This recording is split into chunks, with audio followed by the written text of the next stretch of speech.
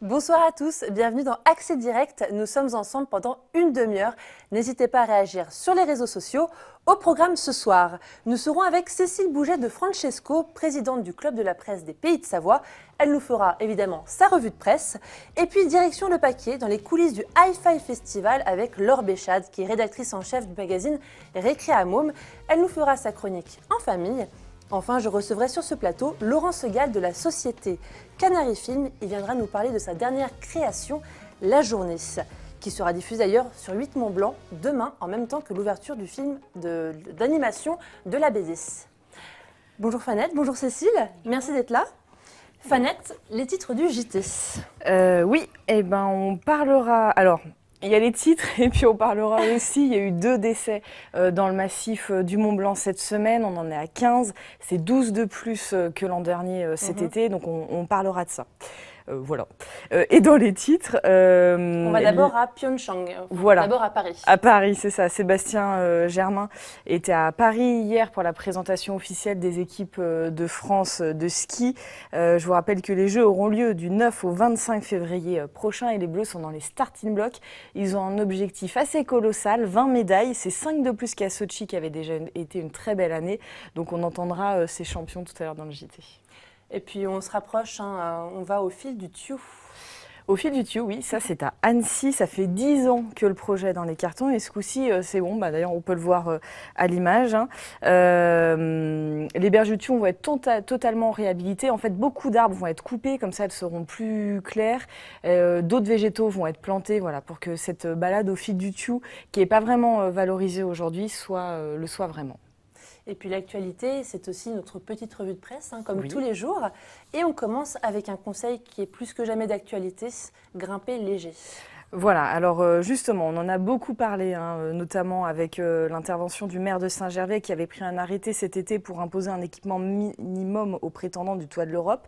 Là, c'est Montagne Magazine, dans son numéro du mois d'octobre, qui prend du recul sur tout ça avec différentes interviews et reportages. C'est assez intéressant et malheureusement, donc, comme je vous le disais tout à l'heure, ça tombe bien puisque cette semaine, il y a eu 2 nouveaux décès, des décès dus à la non-maîtrise technique des alpinistes et non au manque de matériel, c'est pas tout à fait la même chose.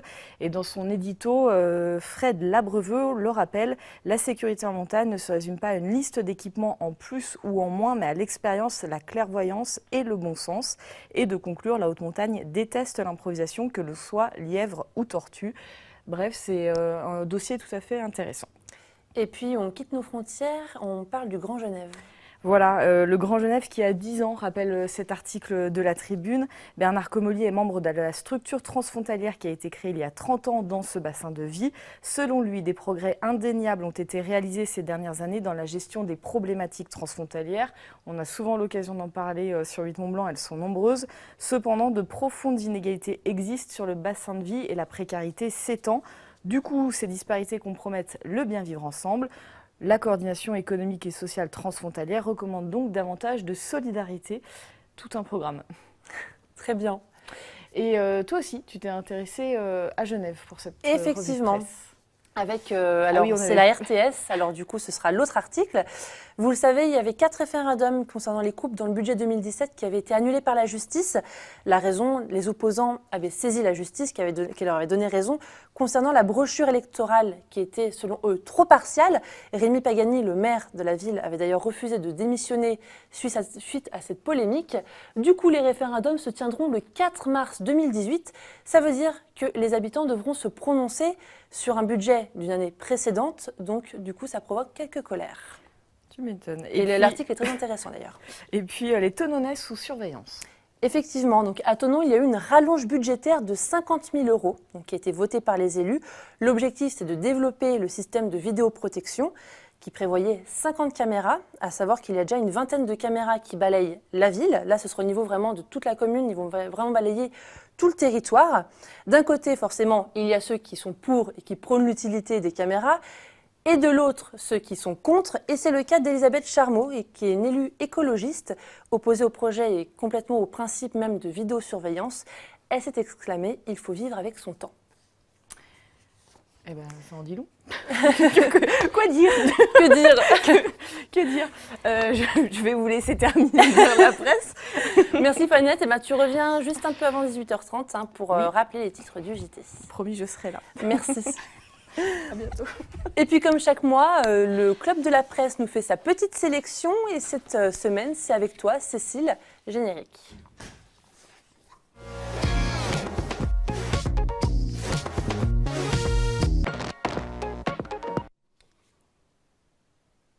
Cécile, tu es journaliste et présidente du Club de la Presse des Pays de Savoie. Donc comme je disais, comme chaque mois, vous nous faites une petite sélection, tous ensemble.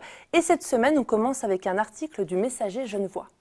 Oui, Messager Genevois, donc sorti aujourd'hui, si je ne m'abuse. Article de Cédric Perrier et Julien Berrier, qui nous donne une vision quelque peu étonnante de ce qu'on a l'habitude d'entendre de la Haute-Savoie, puisque la Haute-Savoie est un département réputé pour être des plus attractifs. Et bien, malgré ce dynamisme, eh bien, nous avons quand même des personnes qui quittent le territoire pour plusieurs raisons. Et donc, c'est ce que nos confrères du Messager ont essayé d'expliquer dans cet article. Donc, ils se sont basés sur des chiffres de l'INSEE. Donc parmi ces chiffres, on a la croissance démographique entre 2009 et 2014, ce dont donc l'INSEE, c'est 1,5 % de population par an en plus. Alors que la moyenne nationale, faut-il le rappeler, est de 0,5. Donc on montre bien qu'il y a une croissance démographique importante. Et cette croissance démographique est a priori davantage liée à des arrivées qu'à un accroissement naturel de la population. Donc évidemment, les personnes qui viennent s'installer en Haute-Savoie viennent parce que c'est un pays, c'est une région dynamique d'un point de vue économique, attractive de par son cadre de vie, une proximité avec la Suisse qui donc donne des possibilités d'emploi supplémentaires, même si le taux de chômage est quand même relativement bas en Haute-Savoie. Et puis évidemment, toute la partie paysage que tout le monde connaît. Et donc malgré cette dynamique, eh bien, il y a des ressortissants haut-savoyards qui quittent le département. Et donc il y a, à travers des témoignages que donc, nos confrères ont récoltés, trois raisons pour cet exode, si on peut le dire ainsi. Le premier, évidemment, n'est pas surprenant puisqu'il s'agit du coût de la vie, de la cherté de la vie, dont effectivement la partie immobilier, ça n'étonne personne.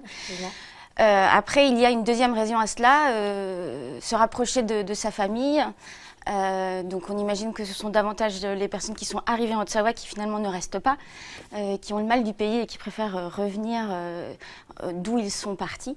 Et puis la troisième raison qui moi m'a un petit peu étonnée, alors on savait que les Hauts-Savoyards n'ont pas la réputation d'être accueillant, mais là on devient de accueillant à accueillant plus près de nos sous. Donc apparemment on aurait un sujet de discussion plutôt assez récurrent au niveau de l'argent. Porté sur l'argent. Et donc nos témoins disent que voilà, cette difficulté de s'adapter à la mentalité, en particulier par rapport au poids de l'argent. C'est dommage. Donc voilà. Et puis ensuite, tu nous parles d'une étude pour préserver les paysages du lac. Oui, étude qui a été pilotée par Aster. Aster, c'est le Conservatoire d'espaces naturels de Haute-Savoie, avec donc cette étude qui montre un petit peu comment évoluent les paysages autour du lac d'Annecy, en collaboration avec le CAUE, qui est le Conseil d'architecture, d'urbanisation et de l'environnement. Et donc là, il y a Colette Lanier, donc, qui est la journaliste qui s'est occupée de ce dossier pour le Dauphiné libéré, donne quelques commentaires quant à cette évolution. Le premier, celui-là aussi qui n'est pas forcément quelque chose qu'on ne connaissait pas, des espaces agricoles qui sont de plus en plus mités. On entend par mité le fait qu'ils sont fractionnés, où l'exploitation agricole devient compliquée. Et puis pris en étau parce que les forêts se rapprochent de plus en plus des coteaux. D'accord. Et du coup, difficulté pour ces coteaux de pouvoir évoluer de manière satisfaisante. Deuxième point, les roselières, les marais, donc les zones humides. Alors on connaît le problème des roselières sur le lac d'Annecy et les marais sur les communes environnantes. On sait que c'est un dossier qui a été quand même bien travaillé par nos élus, bien sûr.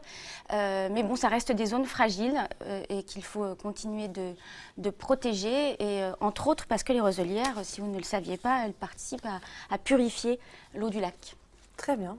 Et puis, dernière chose, et ça nous ramène un petit peu en arrière, des espaces artificialisés avec une densité urbaine très importante. C'était, si je ne m'abuse, une des motivations de l'UNESCO pour ne pas classer le lac d'Annecy dans son patrimoine. Très bien. Ensuite, tu as choisi 2 brèves, dont l'une de l'essor savoyard. On parle d'une bonne cause. Hein.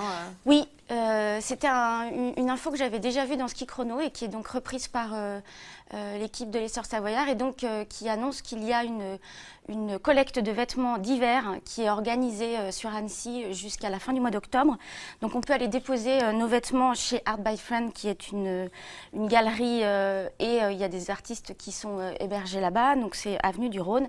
Et puis un autre point, alors excusez-moi pour l'accent, Yoga Searcher, je crois que ça se dit, avenue de la Mameria. On dépose nos vêtements d'hiver et puis ils sont ensuite redispatchés sur les plus démunis. Et puis eh bien, ce week-end, je ne vous parlerai pas du Hi-Fi Festival puisque ce sera le cas un peu plus tard. Exactement. Mais dans le village des Marques, on peut aussi déposer ses vêtements.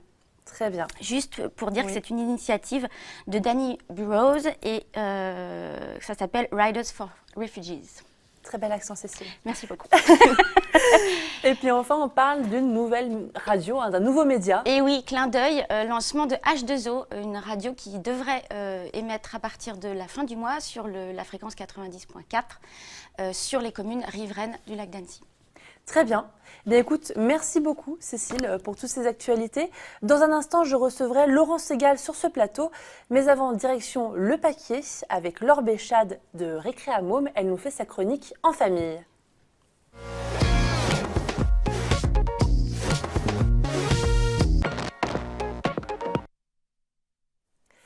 Alors Laure Béchade, je le rappelle, vous êtes rédactrice en chef du magazine Récréa Môme. Comme tous les 15 jours, vous nous dénichez des bons plans pour les enfants et des sorties en famille sur la Haute-Savoie et en Savoie. Et vous êtes ce soir avec Antoine Adélis.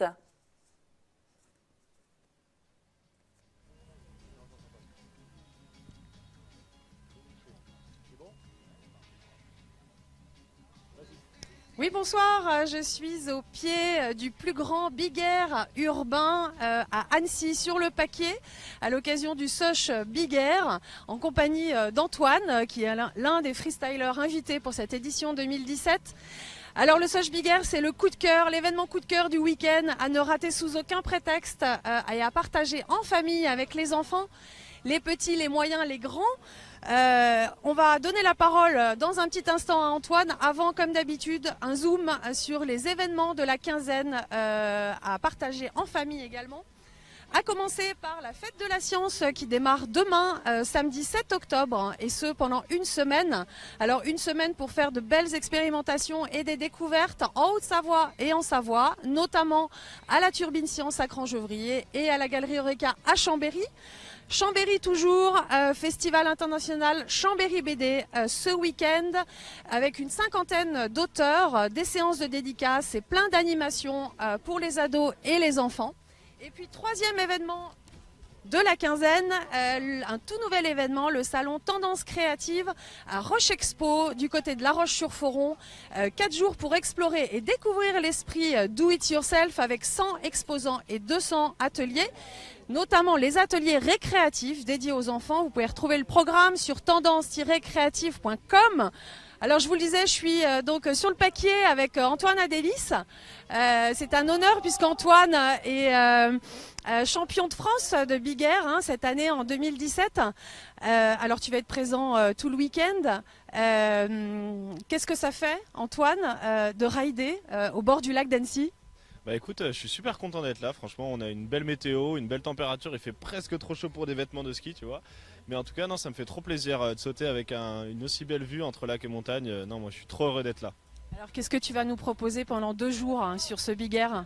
Et bah ça va être plusieurs figures différentes, en fin de compte ça va être des sauts périlleux, bah voilà, on va s'amuser vraiment entre nous, on est un ensemble de riders de toute la planète, donc c'est une bonne ambiance, moi j'adore. Et est-ce que tu aurais... Alors on va te retrouver, oui, j'allais oublier, sur le village des Marques dans le cadre du Hi-Fi Festival. Le Hi-Fi Festival qui est le festival du film de ski qui se déroule également demain, samedi et dimanche. On va te retrouver sur le village de Marques qui est au cœur du parc des Haras. Donc on te retrouve précisément quand ? Si les enfants veulent venir faire dédicacer... Voilà leurs goodies. Et ben alors c'est de 14h30 à 16h30. Donc au début c'est Salomon et après c'est Picture. Je compte sur vous. Est-ce que j'ai droit à une petite dédicace, Antoine, moi aussi? Parce que moi aussi à la maison j'ai des ados. Pas de soucis avec Je te laisse dédicacer.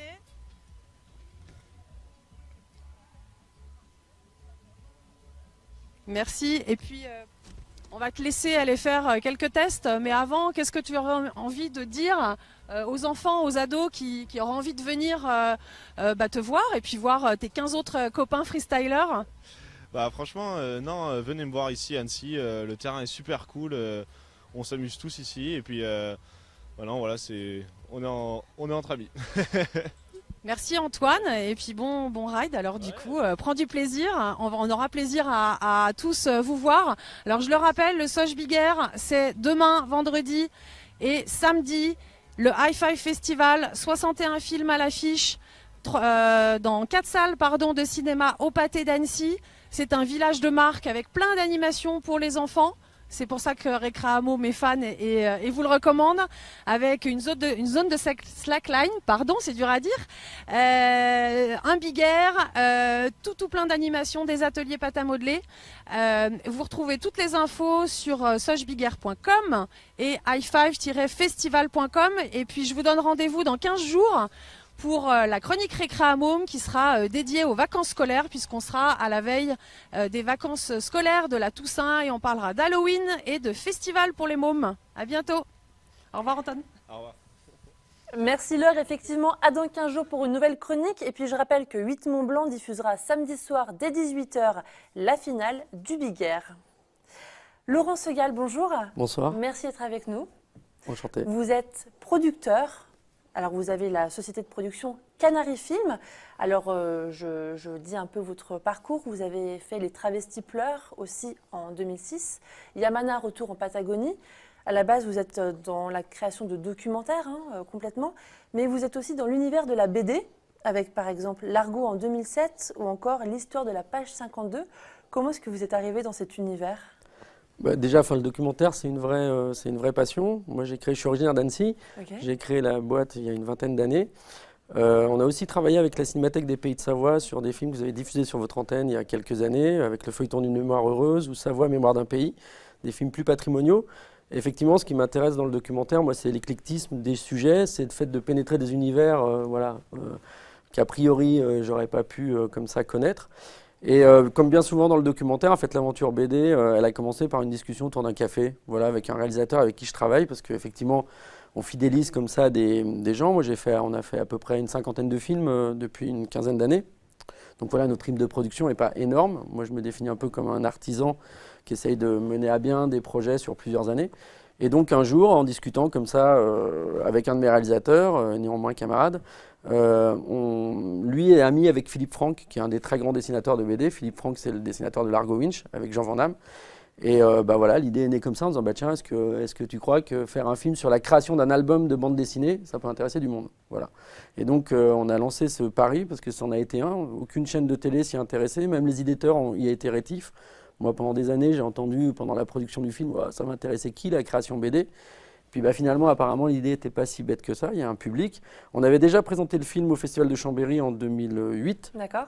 Et c'est une assez jolie aventure, parce que le film depuis a été diffusé sur Canal+. Au total des différentes éditions DVD qu'on a fait, on a quand même touché pas loin de 30 000 personnes, ce qui est quand même, pour un film relativement encore peu connu, pas mal. Et surtout, ça nous a donné une légitimité, une petite crédibilité dans cet univers de la BD. Et de rencontre en rencontre, effectivement, depuis une dizaine d'années. Voilà. Mais c'est toujours ça, quelque part, c'est la magie d'une rencontre qui permet de lancer ce genre de film. Et justement, vous avez rencontré François Bouc, qui est un dessinateur de bande dessinée. Et à l'occasion du Festival de la BD qui a lieu dès demain, c'est votre documentaire sur lui qui ouvrira le bal. Ouais. Comment est-ce que vous êtes rencontrés ? Expliquez-nous l'aventure. C'est pareil, avec un autre réalisateur avec qui je travaille. Alors là, pour le coup, en plus, on a eu un lien avec d'autres films que j'ai produits entre-temps, notamment Laurent Vicomte entre-temps, sur un auteur qui a mis 14 ans à faire une BD, donc une sacrée aventure éditoriale. Et on a vu un lien assez privilégié avec les éditions Glénat. Et donc voilà, on s'était dit, ce serait bien d'avoir peut-être dès le départ, le soutien d'un éditeur sur un projet, sans que ce soit du tout un film de commande. Nous, on est vraiment dans un documentaire de création. C'est l'idée du réalisateur et son envie qui prime avant tout. Mais on s'est dit, tant qu'à regarder dans les catalogues des auteurs et des éditeurs, voilà, autant focaliser sur les gens qui travaillent avec Glénat. Et moi, j'avais déjà rencontré François à l'époque de l'Argo dans plein de festivals. J'ai fait au moins une centaine de festivals avec ses films. C'est comme ça que ça vit, en fait, ce genre de production. Et c'est un locuteur extraordinaire sur le 9e art. François Bouc, quand il vous parle de BD, bon, c'est un Grand Prix d'Angoulême. C'est l'auteur du Janitor, du Bouncer, voilà, de Little Tulip. C'est un très, très grand nom de la bande dessinée.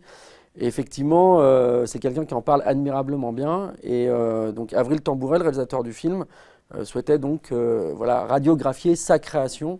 Et c'est à cette occasion qu'on a lancé ce film, donc, qui s'appelle La Journée. Alors pourquoi La Journée? L'idée, justement, bonne relance, j'en arrivais là. La Journée, en fait, c'est une idée toute bête.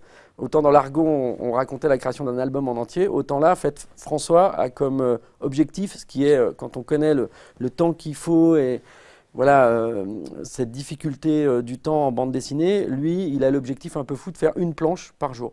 Voilà. Et donc on s'est dit, on va suivre en immersion dans son atelier une journée de François Bouc au travail. Est-ce qu'il va y arriver? Est-ce qu'il ne va pas y arriver? Et c'était surtout l'occasion, évidemment, d'être à côté d'un grand maître et de voir au quotidien sa création se mettre en place, se mettre en œuvre. Voilà, dessin après dessin, sur le crayonné, sur l'ancrage. Donc on n'a pas été jusqu'à l'étape de la couleur, parce qu'on est vraiment resté dans cette logique d'être une journée avec lui, voilà, du début jusqu'à la fin. Est-ce qu'il arrive à mettre en place sa planche ou pas? Réponse dans le film. Alors, on peut se poser la question, vous vous immiscez quand même dans l'intimité de l'artiste à ce stade. Est-ce que quand même vous préparez les choses en amont ou pas du tout? C'est là où voilà, le lien dans l'univers du documentaire, le lien humain est essentiel, donc sans paraître aucunement prétentieux, avec Avril Tambouret, donc le réalisateur, on a un petit vécu, il y a un lien qui est déjà préexistant avec ces auteurs. Évidemment, on se rencontre avant, on fait un repérage, mais l'idée n'est pas non plus de griller toutes les cartouches et qu'il n'y ait plus de naturel devant la caméra. Par contre, effectivement, là, pour le coup, on est en équipe très réduite, parce que, évidemment, on ne triche pas. Là, on est vraiment dans une journée de création, et quand vous savez voilà, l'agenda de quelqu'un comme François et l'importance du rythme, du travail pour livrer les planches à temps, faire que les albums sortent à temps, etc. Nous, on vient comme ça en plus, donc il faut évidemment qu'ils soient d'accord, et il faut évidemment que voilà, il y a un lien entre eux qui se ressentent à l'écran et de livraison. Si l'auteur, on ne peut pas lui demander de jouer un jeu qu'il n'a pas envie de jouer. Et du coup, effectivement, on est vraiment en intimité au cœur de sa création. Et on a vraiment suivi François dans toute sa journée, qui inclut pas que le travail de BD. Il y a une surprise, voilà, vous verrez, François, c'est quelqu'un qui fait du kendo. Il est connu pour ça aussi, l'art du combat japonais, du sabre japonais. Et on l'a aussi suivi, du coup, c'est un des moments de rythme du film, ou dans une de ses séances de kendo. Alors, on l'a compris, vous avez mis une journée à tourner. Un peu plus, en fait. Un peu plus. Toujours un peu. C'est une journée racontée comme ça, mais les interviews complémentaires, vous savez ce que c'est, les interviews complémentaires, etc., on les a cherchées ailleurs.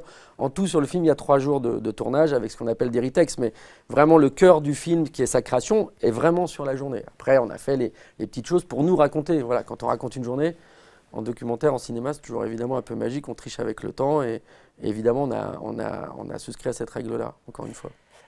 Et au niveau parce qu'il y a le tournage, et aussi le montage, comment est-ce que ça se passe? Expliquez-nous. Très gros travail de montage, parce qu'évidemment, dans ces cas-là, on ne sait pas ce qu'on va...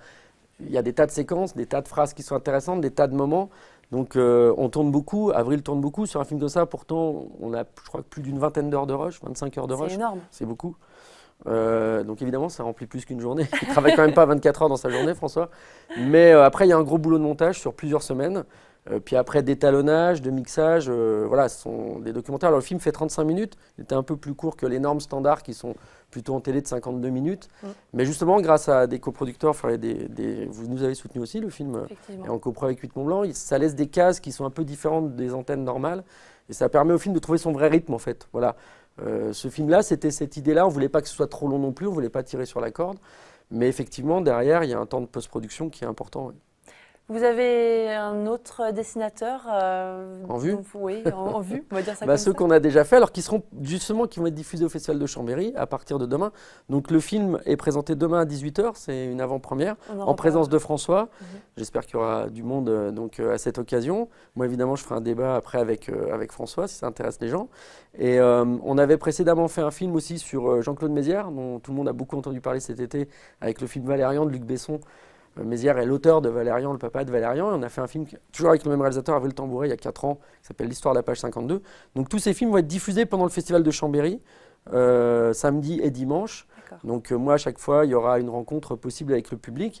Et puis, on vient de finir un film aussi, alors là, différent, pas sur l'univers, un auteur et son œuvre, mais un film plus choral sur 14-18 et la bande dessinée. D'accord. Donc ça, c'est un film qu'on vient de terminer cette année, que je présente aussi, donc du coup, pour la première fois au Festival de Chambéry, et où là, c'est 8 auteurs parmi les plus fameux, dont Jacques Tardy, dont Chris Emael, dont Charlie Adler, qui est l'auteur de Walking Dead, un des plus grands vendeurs de bandes dessinées au monde, qui nous ont fait la gentillesse de participer à ce film, qui regarde comment les auteurs de BD en fait se sont appropriés et ont retraduit la Grande Guerre dans leur travail. Le prochain, pour l'instant, c'est pas fait. C'est ça. Moi, on veut pas. C'est toujours des rencontres en fait, le documentaire. On rebondit petit à petit comme ça dans les festivals, avec les projets aussi. Moi, je suis que producteur, donc les projets des réalisateurs. Et j'espère qu'il y aura une suite et un prochain dessinateur bientôt. Écoutez, merci beaucoup d'avoir été avec nous sur ce plateau. Merci Je à vous. rappelle que donc, le Festival de la BD, c'est dès demain. Dès demain, à Chambéry. Que votre film La Journée sera diffusé à 21 h et en même temps sur 8 Mont Blanc. Comme ça, c'est un peu comme si tout le monde pouvait y être. Exactement. Voilà, donc merci beaucoup. Et on aura aussi François Bouc demain par Skype à 18 h. Ce sera sûrement très intéressant. Effectivement. Et puis normalement, nous avons maintenant Dominique Besnéard par Skype. Bonsoir. Bonsoir. Bonsoir, merci beaucoup d'être avec nous. Ouais, on tourne là. Oui, vous êtes en direct, on est en direct. Alors, vous êtes le plus célèbre des ex-agents artistiques, hein, je le rappelle. Vous êtes aussi producteur de la série 10%. Et là, actuellement, vous êtes à Brides-les-Bains. Qu'est-ce que vous faites ? À Brides-les-Bains, je viens parler de cinéma, de présenter les films qui ont été récompensés à Angoulême. Depuis 4 ans, nous faisons cette rencontre, ce petit mini-festival pour animer, pour rencontrer le vrai public. Parce que j'ai une histoire, avant de 10%, j'ai une histoire avec Angoulême et avec Brides-les-Bains, parce que j'ai fait un film qui s'appelait Mince alors. Effectivement. Vous avez certainement vu. Oui, d'ailleurs, c'est pour ça que vous êtes très attaché à Brides-les-Bains avec le film Mince alors. Et il me semble que vous avez aussi d'autres projets. Hein. Après, on repassera au festival, mais vous avez un projet encore à Brides-les-Bains. J'avais pas entendu la question, il y a le bruit du doron là. Vous avez déjà fait Mince alors à Brides-les-Bains, mais vous avez aussi un futur projet dans la ville.